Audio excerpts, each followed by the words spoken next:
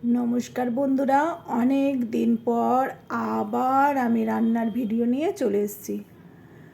অনেকেই আমাকে জিজ্ঞাসা করতো, কী রে রান্না করা ছেড়ে দিয়েছিস বা কী গো রান্না করা ছেড়ে দিয়েছি? না না, ভালো লাগছিল না কদিন, মানসিক একটু চিন্তা ভাবনায় ছিলাম, সেটাও কাজ মিটে গেছে, সাকসেসফুলও হয়েছি, তাই জন্যই আবার রান্নায় চলে এলাম।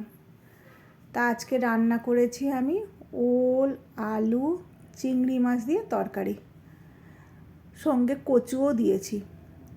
তা ওল, আলু, কচু, টমেটো, পেঁয়াজ সব ভেজে তুলে রেখে আর কড়াই দিয়েছি জিরে, শুকনো লঙ্কা, তেজপাতা, কাঁচা লঙ্কা দিয়ে ভালো করে ভাজা হয়ে গেলে চিংড়ি মাছগুলো দিয়েছি। চিংড়ি মাছগুলোও সুন্দর করে ভেজে নিয়েছি, দিয়ে তাতে মশলা দিয়ে দিয়েছি হলুদ, ধনে গুঁড়ো, সব একেবারে সেই ওল, কচু ওগুলোতে কোনো মশলা দিইনি তো, তার জন্য সব মশলা এখানে একটু বেশি করে দিয়েছি। তারপরে ঘরে ছিল একটা মশলা আমি করেছিলাম কষানোর জন্য, সেই মশলাটাও দিয়েছি আর একটুখানি জিরে গুঁড়ো দিয়েছি, কারণ হলো জিরে তো ফোড়নে আছে।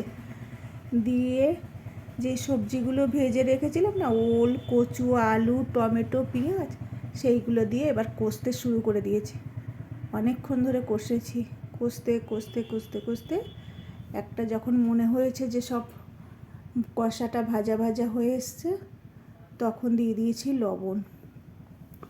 আমার ওলটা না খুব ভালো, এত ভালো তো খুব সহজেই গলে যাচ্ছে, তাই জন্য লবণটা পরে দিয়েছি, নাহলে যদি সব গলে যায় তাহলে তরকারিটা ঘাঁটা ঘাঁটা হয়ে যাবে।